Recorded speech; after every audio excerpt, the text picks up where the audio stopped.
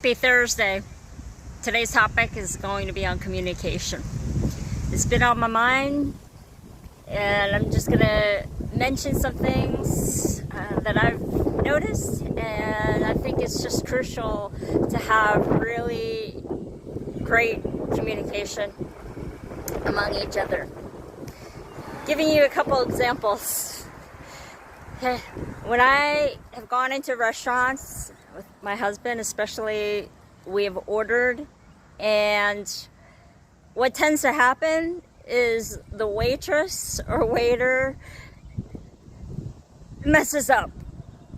And I'm very clear. I'm very simple.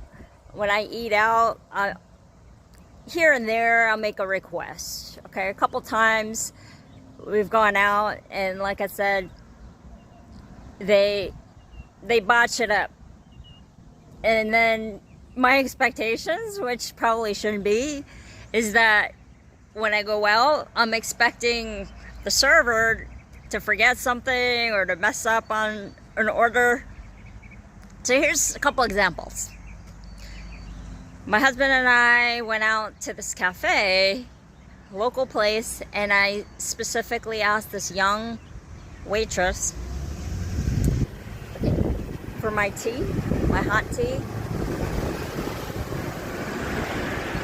I won't need an extra tea bag, a new one, just hot water, because I had already had one cup, and I just wanted to add more water to it for my second tea. I said it a couple times. She reiterated back. What does she do? She comes back and puts a new tea bag next to my hot water for the cup. Okay, another time I was with a friend and we ordered cake. I think it was this chocolate cake with a la mode, vanilla ice cream. And I specifically said, okay, please, I would like a fork, not a spoon with it. Usually I'm not that particular, about my utensils. But I wanted a fork because, to me, I like to dig in with the cake with a fork instead of a spoon. If it was all ice cream, obviously I would have a spoon. So what does she do? She came back with a spoon. Okay? Usually I'm a good tipper at restaurants. However, this one time, I put a penny on the table because this waitress was doing all kinds of things, so many things to just have bad service. That's the first time I've ever done that. But I don't recommend it. I was so frustrated with the eating experience with my friend that I did that. And yeah, I haven't done that since, but anyway. Okay, this has happened also with sour cream. I don't want sour cream on my quesadillas. And I asked them, okay, no sour cream, please. They said, okay. They come back, my quesadillas were filled with sour cream.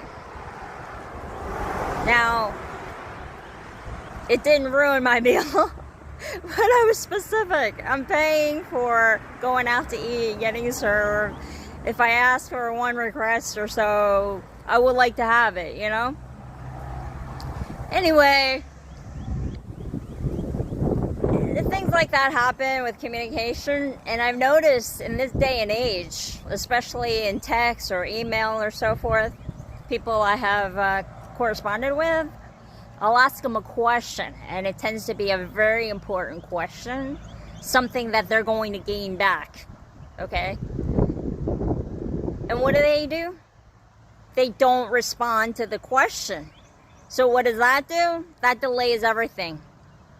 It's back and forth in emails and texts. So it's more time. It's just not clear. And what I don't understand, maybe you can help me out here. What I don't understand is it's in written form. Meaning, you can go back anytime. 2, 3, 5 times if you have to. to read and make sure you're answering the questions, you're communicating. So true communication is when we, right, and it's clear. So we're not trying to be fancy or what have you, and you have to level it. That's what I'm learning. You have to level it to the person. So if the person tends to have a harder time understanding things, you really have to simplify. And the more the info, usually the worse, because they get boggled and they don't understand. Or it's everything. I've noticed in today's age, I guess it's with the tech, since we don't have to memorize numbers as much, addresses, even names. And as we get older, yeah, it's like names can kind of alleviate, or temporarily we tend to get brain fog. So that stems down to your health too. It can, and what you're eating. If you're having a lot of sodas in the day, sweet teas, those big old bottles of sweet teas, you're downing them. You're having processed food, fast food, fried foods, and junk. Yeah, that's going to affect how our machine is, how we're functioning, thinking up here. If we're upstairs is actually upstairs, or you might be downstairs during the day, depending on your health.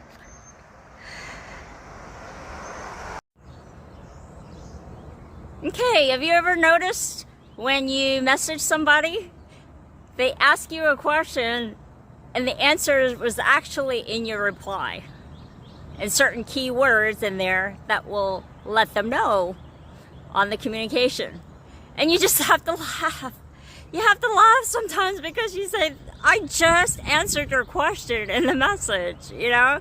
And so all you do is you smile, and you can either repeat that message, hit replies, showing that you just answered that. I said it here, or you can just re-explain it. Anyway, this seems to happen to me on several people I've messaged, and it just gets to me because I think, okay, the texts and emails did not come out yesterday.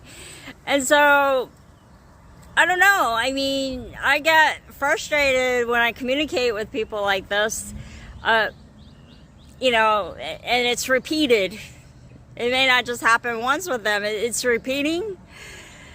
So it is a breath of fresh air when I can just communicate with someone and they just get it on the first line, you know, and it's just easy communication because we're going back and forth, and it's like ping pong, you know. So with this being said, communicating, the more we can do and say to have less error, less room for people to blotch up your order or your request, whatever you're trying to communicate, the better.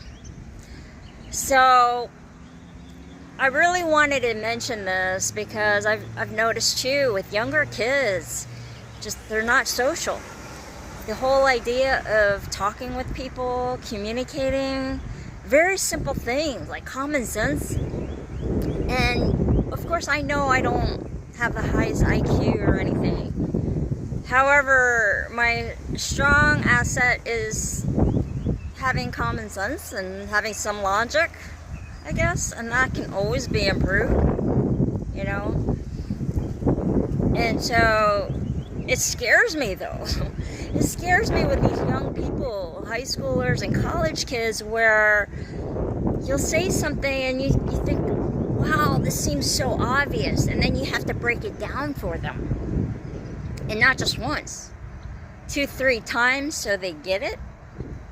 And yes, we need to communicate so we're not coming across as degrading them and puffing ourselves up.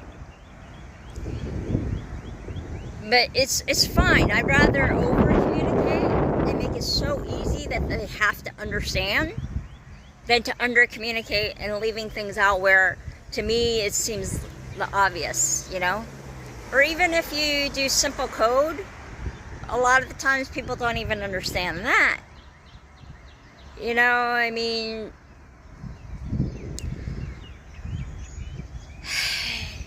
anyway, what I want to mention is that when you read emails, texts, anything written, hey, take advantage of it.